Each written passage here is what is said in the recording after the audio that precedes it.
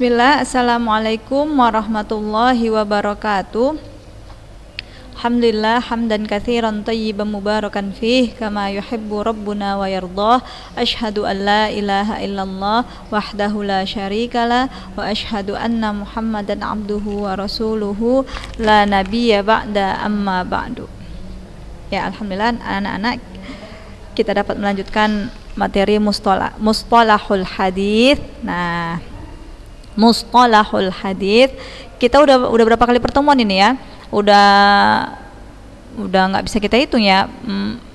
Ini udah masuk bulan kedua dari kita mempelajari ilmu mustalahul hadis. Nah, maunya kalian itu sudah harus bisa nulis mustalahul hadis tanpa lihat gitu. Karena kan kita udah sering dengar dan bahkan kita pelajari. Jadi jangan sampai nanti kalian udah belajar mustalah hadis setahun tapi ketika disuruh nulis judul tuliskan mapel apa hari ini, mustalahul hadis, tapi tulisannya masih salah. Itu hal yang sangat mengecewakan ya. Nah, terima kasih juga anak-anak ustazah jazakunallah telah menulis atau telah mencari tugasnya ya hadis al-haud ya, hadisul haud, yang mana ini adalah di antara keistimewaan Rasul kita sallallahu alaihi wasallam, yang mana beliau diberikan keutamaan haud. Apa arti haud? Pasti kalian cari dan kalian udah baca ya. Nah, haud itu adalah telaga. Apa nama telaga Rasulullah? Al-Kautsar. Nah, maka hadis haud yang kalian cari kemarin itu kedudukannya apa? Al-mutawatir. Kenapa dikatakan al-mutawatir?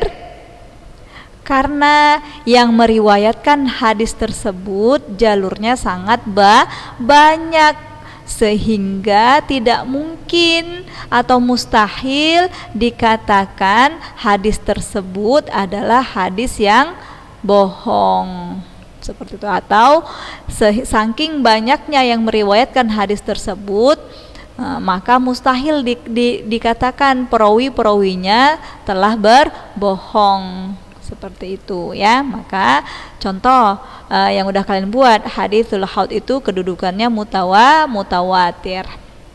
Nah, minggu lalu kita udah bahas syarat-syarat hadis mutawatir, ada 4 ya.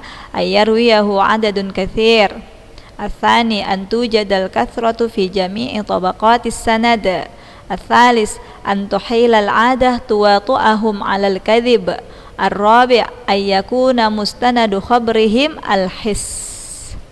Nah, al-his, sebentar Ustazah cari contoh kalian hadis haud tadi.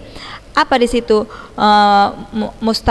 mustanidnya, kalimat sandarannya apa di situ? Apakah sami'na, apakah qala, fikih. Sebentar ya.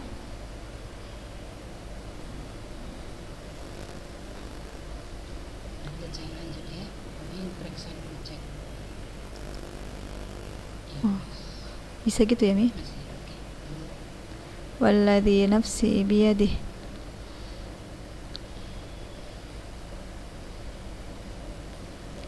qala.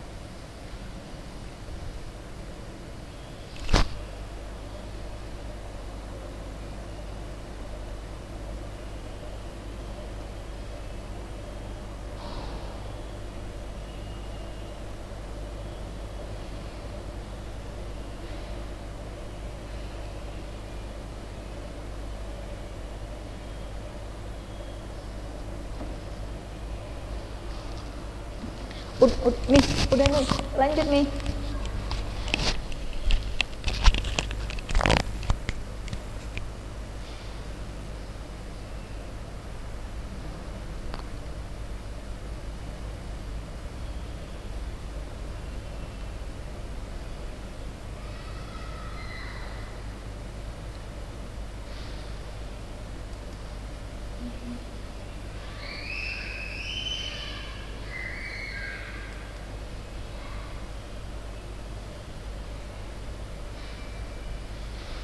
Ya, kita lanjut. Nah,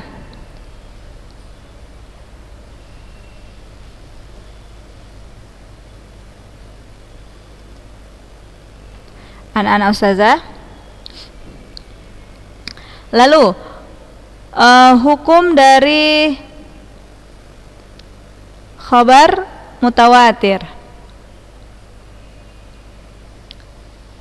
yaitu memberikan faedah ilmu berdasarkan keyakinan, sehingga orang-orang tidak perlu ragu di dalam meyakini kebenaran atau kesohihan hadis mutawatir. Amsilah, ya sudah kemarin, haditsul haud, haditsul mashi 'alal khuffain, dan hadis naddarallahu mra'a man sami'a ilal akhir.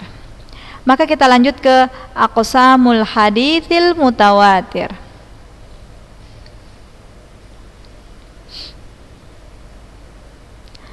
Aqsamul haditsil mutawatir. Ini juga sudah ya.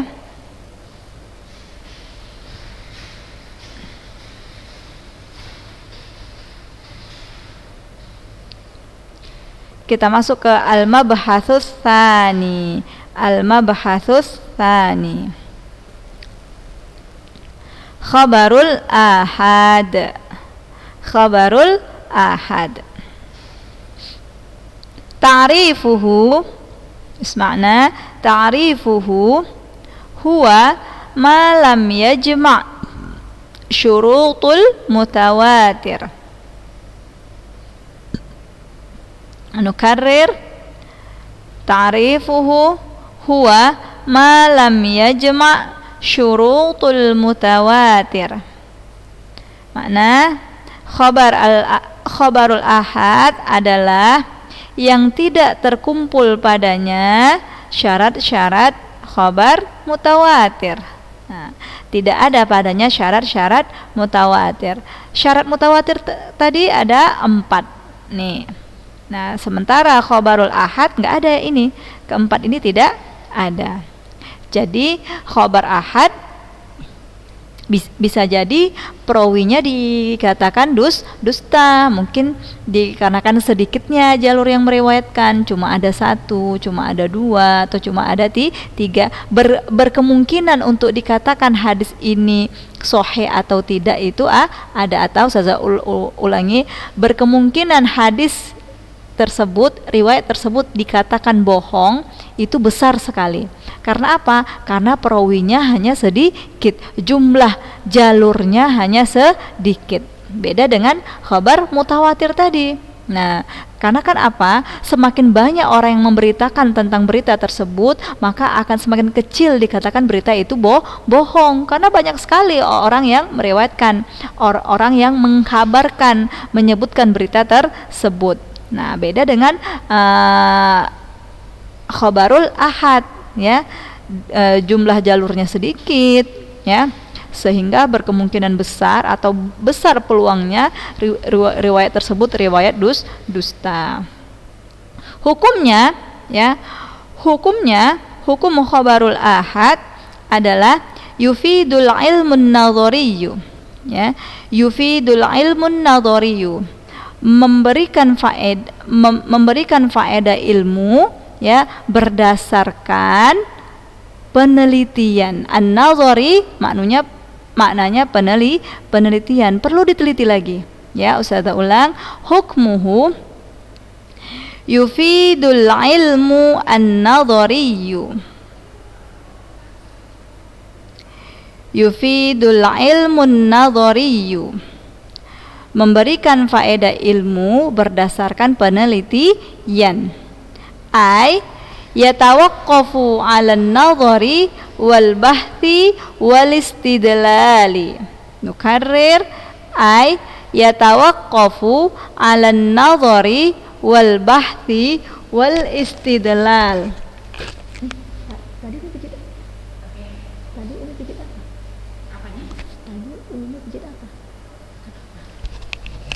Udah jalan ya kan? menyaksikan ini tadi. Udah oke sayang, oke apa? Oke. Kenapa nak? Apa itu maksud dari yufidul ilmun nadhari? Ay yatawaqqafu 'alan nadhar. Ya. Berdasarkan ya yatawaqqaf. Kalau kalian cari artinya di kamus, arti tawaqqafa yatawaqqafu itu berhenti, ya, terhenti, berdiam atau berdiri di atas penelitian. Berdasarkan penelitian, ya, an-nadhar wal bahthi, pembahasan, dan juga dalil. Jadi artinya apa? Kalau khobarul ahad itu kita harus meneliti kembali, membahas kembali, ya, berdasarkan dalil-dalil yang ada. Karena apa? Karena nggak ada padanya syarat-syarat khobar mutawatir, ya.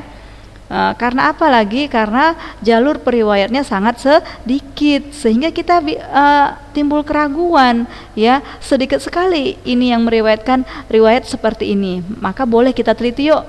Nah, kita rujuk kitab-kitabnya seperti itu. Nah, khabarul ahad, ya, yanqasimu khabarul ahadi bin nisbati ila adadi turuqihi ila salasati aqsamin. Ukarrir, yanqasimu khabarul ahadi bin nisbati ila adadi turuqihi ila salasati aqsamin.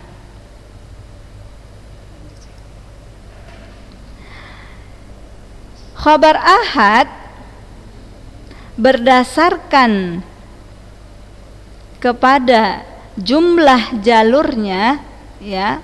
Ukarrir, khabar ahad berdasarkan kepada jumlah jalurnya terbagi kepada tiga ila salasati aqsam. Khabar ahad berdasarkan jalurnya itu terbagi tiga. Mahwa al-awwal al-mashhur, wathani al-aziz, wathalis al-gharib. Ukarrir, al-mashhur, al-aziz, al-gharib. Apa nih arti masyhur? Ini istilah yang populer, ya, yang sering kita dengar. Udah udah masyhur itu. Masyhur artinya terkenal, ya, terkenal. Anti itu masyhurah fi hadhil madrasah. Misalkan kamu itu perempuan atau orang yang terkenal di sekolah ini, misal, ya. Atau kita balik, anti ghairu masyhurah fi hadhil madrasah. Kamu tidak terkenal, kamu bukan termasuk orang yang terkenal di sekolah ini, ya. Ini arti masyhur. Tapi ingat, ya, jangan punya cita-cita ingin terkenal, karena beban orang yang terkenal itu lebih berat dibandingkan orang yang tidak dikenal, ya. Bebannya itu berat. Ujian orang yang terkenal itu sangatlah berat. Harus pandai-pandai menata hati, pandai-pandai mengatur niat. Sekilas, ya. Nah, jadi jangan enak, ya, jadi yang terkenal itu asal kemana dikenal, siapa-siapa kenal dia, seperti itu. Tapi tahu nggak, dalam syariat kita, ya, adabnya orang yang terkenal itu dalam hal mengatur niat dia itu lebih sulit dibandingkan yang tidak terkenal, seperti itu. Orang yang tidak terkenal itu dia lebih mudah untuk mengikhlaskan niat, ya, karena tidak ada orang yang memperhatikan gerak-geriknya, ya. Dia nggak diperhatikan, dia nggak ada juga tidak ada yang kecarian, seperti itu. Tapi beda dengan orang yang masyhur, orang yang dikenal, orang yang terkenal. Kalau dia nggak ada, nah, orang-orang yang lain itu kecarian. Nah, ketika dia ada, dia jadi bahan sorotan. Nah, inilah yang membedakan. Inilah yang membuat orang yang masyhur tadi itu beban keikhlasan untuk menata hati itu lebih berat. Karena tahu, ya, syaitan itu sangat paham dari celah mana dia bisa menjerumuskan seseorang tersebut. Nah, mungkin dari sisi ilmu atau hal maksiat itu si fulanah udah nggak bisa digeser lagi, udah nggak bisa dijerumuskan lagi masalah ibadah. Nah, tetapi ketika dia dia masyhur tadi, nah setan, oh dia ini bisa dimainkan dari amalan hatinya. Wallahu a'lam. Ya, jadi untuk anak-anak ustazah yang masyhur di sekolah ini, misalkan ya, untuk anak-anak ustazah yang termasyhur di sekolah ini, dimanapun dia disebut, ya di kantor ustadz dia disebut, di kantor ustazah dia disebut, di mana-mana dia disebut. Nah, ingat ya, beban anti itu sudah berat. Nah, jadi banyak-banyak berdoa kepada Allah agar ditetapkan hatinya dengan doa seperti apa? Ya muqallibal qulub, tsabbit qalbi ala dinik. Nah, bagi anak-anak ustazah yang enggak masyhur, yang enggak terkenal ya, maksudnya ustazah atau ustadznya bingung. Ya si fulanah ini yang mana, seperti itu ya. Dia enggak banyak ustazah yang mengenalnya. Ketahuilah itu adalah kabar gembira untuk anti diberikan Allah kemudahan untuk menata hati dibandingkan orang yang masyhur. Ya, sekilas ya, wallahu alam. Nah, lanjut, Al-Aziz. Kalau dalam bahasa atau kalian cari dalam kamus, arti Al-Aziz ini apa? Kuat ya, azza, kuat. Nah, kalau Al-Gharib, ini asing. Nih, kalau kalian cari di kamus ya, gharib, asing.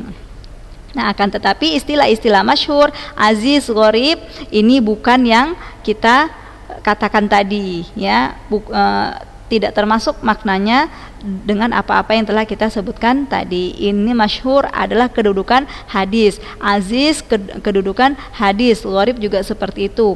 Nanti mungkin kalian baca-baca kitab atau baca-baca buku, di catatan kakinya disebutkan hadis ini hadis gharib. Nah, oh iya, saya pernah dengar tuh, kemarin saya baru belajar tentang hadis gharib.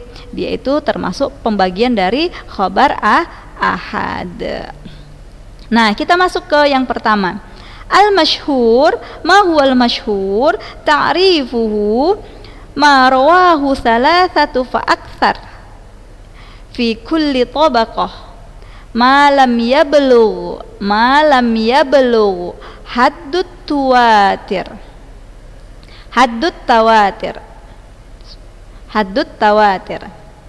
Nukarrir, isma'na jayyidan ya talibat. Al-masyhur ta'rifuhu ma rawahu thalathatu fa aktsar fi kulli tabaqah ma lam yablugh haddut tawatir. Nah, hadza huwa ta'rif al-masyhur.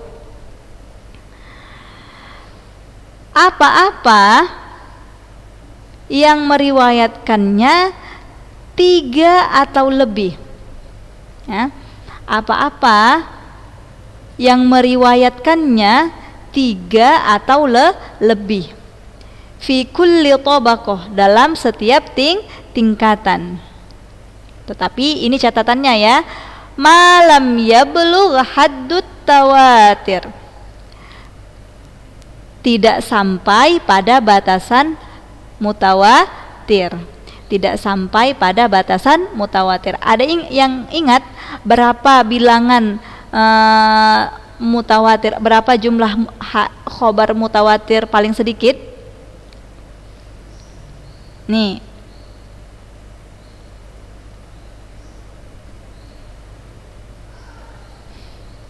mana ya yang kemarin itu? Nih, aqallul kathrah asyratu ashkhas. Ini kalau bilangan mutawatir, batasan mutawatir minimalnya paling sedikit 10 orang. Nah, tapi kalau khabar kalau masyhur ya, yang meriwayatkannya 3 atau lebih, tetapi tidak sampai pada batasan mutawatir. Berarti bisa 3, 4, 5, 6, 7, 8, 9 sampai 10. Kalau lebih dari 10 maka dia enggak tergolong masyhur lagi. Kalau dia lebih dari 10 maka tidak tergolong khobar ahad lagi, maka dia masuklah kepada khobarul mutawatir. Nah, Ustazah ulangi, al-masyhur ta'rifuhu ma rawahu thalatha fa akthar fi kulli tabaqah ma lam yablugh haddut tawatir. Misalkan ya, 3 atau lebih pada setiap tingkatan. Tingkatan pertama, misalnya hadis Rasulullah Shallallahu Alaihi Wasallam, Rasulullah bersabda. Nah, yang pertama kali mendengar sabda Rasulullah itu langsung, ya, yang pertama kali mendengar hadis Rasulullah itu langsung ada 3 orang sahabat, atau ada 4, ada 5. Nah, anggaplah ada 5 orang yang langsung mendengar dari Rasulullah Shallallahu Alaihi Wasallam. Ini tingkatan pertama, ya. Lalu dari orang yang pertama kali mendengar yang diucapkan Rasulullah Shallallahu Alaihi Wasallam secara langsung, maka ada tingkatan kedua yang mendengar dari mereka. Nah, ada 7 orang juga. Nah, begitu seterusnya, ya, dari orang pertama, orang kedua, orang ketiga, keempat, itu lebih dari 3. Nah, maka itulah yang dikatakan hadis masyhur. Ustazah, kan kita udah nggak belajar lagi kayak gitu, Ustazah. Kita alhamdulillah udah sangat dimudahkan, tahu-tahu buka hadis dan di situ terjelas sahih, hadis sahih. Apalagi kalau udah rawahul Bukhari wa Muslim, muttafaq alaih, itu nggak perlu kita teliti lagi, ya kan, udah jelas itu kesahihannya. Dan kita kan juga udah tahu juga, Ustazah, kalau ada hadis yang lemah, yang palsu, itu juga ada tulisannya dhaif, ya. Kok apalagi manfaatnya kita belajar mustalah hadis ini, Ustazah? Ya, manfaatnya sangat banyak, anak-anak Ustazah. Yang pertama, yang paling utama adalah ini termasuk ilmu agama, ya. Ini termasuk ilmu syariat yang diwajibkan kepada kita untuk mempelajarinya, dan tentunya kita memperoleh pahala yang besar di sisi Allah Subhanahu wa taala. Di antaranya apa? Dimudahkan jalan kita menuju surga. Ya, kita mempelajari ilmu yang dulu dipelajari oleh para ulama hadis. Masya Allah. Nah, kembali nih kepada hadis, contoh hadis mutawatir nih, hadis nadarallahu mra'asam man sami'a, ya. Allah akan memberikan cahaya bagi orang-orang yang mempelajari hadis, menghafalnya, lalu dia sampaikan. Nah, mempelajari hadis, Masya Allah, Allah akan berikan kita ganjaran cahaya, dan cahaya itu akan sangat berguna, tidak di dunia, begitu juga di akhirat. Di akhirat nanti cahaya itu sangat kita butuhkan, ya, ketika kita berjalan di atas sirat, ya. Nah, kita sangat butuhkan cahaya. Karena apa? Karena Allah sebutkan cahaya orang-orang yang meniti sirat itu bermacam-macam. Ada yang kelap-kelip, sebentar hidup sebentar mati, ada yang terang benderang, ada yang hanya mendapatkan cahaya dari tetangga sebelah, seperti itu. Nah, ada yang nggak dapat cahaya sama sekali, ya sudah jelas kalau jalan tanpa cahaya itu pasti nggak nyampai tujuan, ya kan. Apa? Nah, salah langkah dia tergelincir, dan sirat itu banyak sekali kait-kait yang siap mengait kaki orang yang berjalan di atas punggungnya. Wallahu a'lam. Hasbunallah wa ni'mal wakil. Nah, jadi itu di antara sebab utama kenapa manfaat pertama kita mempelajari ilmu mustalahul hadis. Jadi anak ustazah jangan bosan-bosan atau aduh apa sih manfaatnya, apa sih manfaat. Ingat loh, sumber agama kita itu adalah hadis Rasulullah Shallallahu Alaihi Wasallam. Jangan sampai kita salah-salah. Kita kira hadis yang ada di buku yang kita baca itu sahih semua. Pokoknya kalau ada qala Rasulullah Shallallahu Alaihi Wasallam, oh pastilah ini bisa diamalkan. Tidak, apalagi di saat sekarang banyak sekali beredar hadis-hadis buatan manusia yang dia nisbatkan kepada Rasulullah Shallallahu Alaihi Wasallam, padahal itu perkataan dia langsung. Waliyadzubillah. Nah, paling nggak kita pernah lah, paling nggak kita yang udah belajar agama ini nggak buta-buta kali tentang istilah-istilah hadis. Nah, itu manfaat yang pertama, ya, itu pandangan ustazah pribadi. Nah, manfaat duniawi, ya, yang kita bisa rasakan saat ini adalah dari mempelajari ilmu mustalahul hadis adalah kita itu nggak gampang-gampang, nggak bermudah-mudah menerima berita. Nah, ucapan Rasulullah aja itu diteliti siapa yang menyampaikannya, bagaimana orang yang menyampaikannya, apakah dia beradab, apakah dia pernah berbohong. Jangan kira hadis sahih itu saat sekali saja periwayatnya pernah ketahuan berbohong maka derajat hadisnya turun, enggak lagi sahih, karena sahih adalah derajat hadis yang paling tinggi. Nah, jadi mengajarkan kepada kita ya, ketika kita mendapatkan berita, nah itu harus kita tabayun dulu. Nah, kita lihat siapa yang menyampaikannya. Kalau dia tergolong orang fasik, ya memang udah kita sering dia pembohong, dia pendusta, dia pelaku maksiat secara zahir ya, dia terang-terangan melakukan maksiat. Nah, ini harus ada ini buat kita warning. Oh, berarti saya nggak bisa langsung terima ucapan dia nih. Saya harus teliti dulu. Karena saya belajar mustalahul hadis, saya tahu hadis Rasulullah itu yang sampai kepada kita itu sangat ditinjau, sangat diteliti. Jadi benar-benar hadis yang sampai kepada kita, hadis yang sahih sampai kepada kita tuh murni, jelas, benar dari Rasulullah Shallallahu Alaihi Wasallam. Jadi ini mengajarkan kita dewasa dalam menyikapi berita yang sampai kepada kita, nggak gampang termakan hoax gitu loh, hoax ya.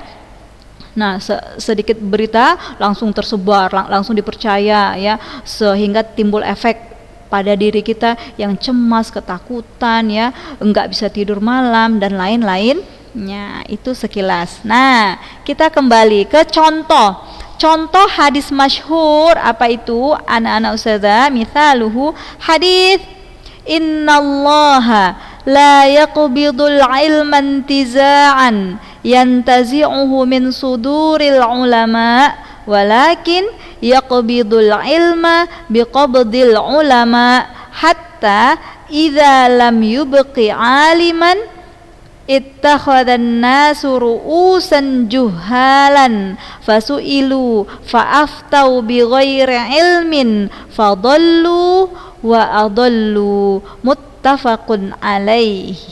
Ukarrir ya, aqra marrah hadis innallaha la yaqbidul ilma intiza'an yantazi'uhu min suduril ulama walakin yaqbidul ilma biqabdil ulama hatta idza lam yubqi aliman ittakhadhan nasu ru'usan juhalan fasu'ilu fa'aftau bighairi ilmin fadallu wa adallu. Apa artinya yang contoh hadis masyhur ini? Ini sering kita dengar. Nah, yang namanya masyhur ya, pasti sering kita dengar. Sesungguhnya Allah ya tidak mencabut ilmu itu secara sekali cabut gitu, sekonyong-konyong tiba-tiba cabut. Nah, enggak. Sesungguhnya Allah tidak mencabut ilmu langsung secara sekaligus. Yantazi'uhu min suduril ulama, mencabutnya langsung dari dada-dada para ulama, tidak. Kan tapi bagaimana? Walakin, kan tetapi yaqbidul ilma, Allah mencabut ilmu tersebut biqabdil ulama, dengan mewafatkan para ulama, mewafatkan ahli-ahli ilmu, sehingga lam yubqi aliman, tidak tersisa seorang berilmu satupun, nggak ada tersisa lagi orang yang berilmu di muka bumi ini. Sehingga ittakhadhan nas ru'usan juhalan, maka membuat manusia mengangkat pemimpin-pemimpin yang juhal, yang jahil ya. Fasu'ilu, lalu manusia itu lalu pemimpin-pemimpin yang jahil itu ditanya oleh manusia, fa'aftau, dan pemimpin yang jahil itu memberikan fatwa bighairi ilmin, tanpa ilmu, maka fadallu, tersesatlah mereka, wa adallu, dan menyesatkan. Tentu Ustazah yakin anak-anak Ustazah sudah pernah dengar. Oh iya, nah sering dengar kan? Kenapa sering dengar? Karena kedudukan hadis ini masyhur ya, karena hadis ini masyhur. Wallahu alam. Oke, yang berikutnya kita lanjut insyaallah di pertemuan yang akan datang. Semoga bermanfaat ya, dan diberikan kita kemudahan untuk memahaminya. Allahumma la sahla illa ma ja'altahu sahla wa anta taj'al husna idza syi'ta sahla. Kita tutup ya. Subhanaka Allahumma bihamdik asyhadu an la ilaha illa anta astaghfiruka wa atubu ilaik.